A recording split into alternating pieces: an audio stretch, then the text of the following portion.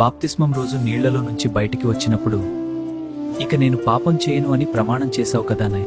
కానీ ఇవాళ అదే చీకటి గదిలో ఎవరూ లేనప్పుడు మళ్ళీ అదే తప్పు చేస్తుంటే నీ గుండె నిన్ను తిట్టట్లేదా? నేనొక నాటకాన్ని ఆడుతున్నాను అనిపించట్లేదా?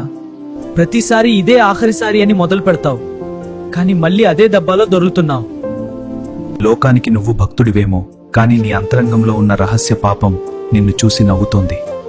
నేను మారాలి, నా బతుకింతేనా, బయటికి అరవలేక లోపలి చచ్చిపోతున్నావు కదా. బైబిల్లో కీర్తనల గ్రంథం చెబుతోంది, విరిగిన నలిగిన హృదయము నాకు అసహ్యము కాదు. దేవుడు నీ పర్ఫార్మెన్స్ ని చూడడం లేదు, నీ పెయిన్ ని చూస్తున్నారు. నువ్వు చేసిన తప్పు కంటే నువ్వు తిరిగి రావాలనే ఆయన ప్రేమ చాలా గొప్పది. నీ ఈగోని పక్కన పెట్టి, దేవుడా నేను పాపిని, నన్ను క్షమించు అని ఆయన కాళ్ల దగ్గర పడిపోదు.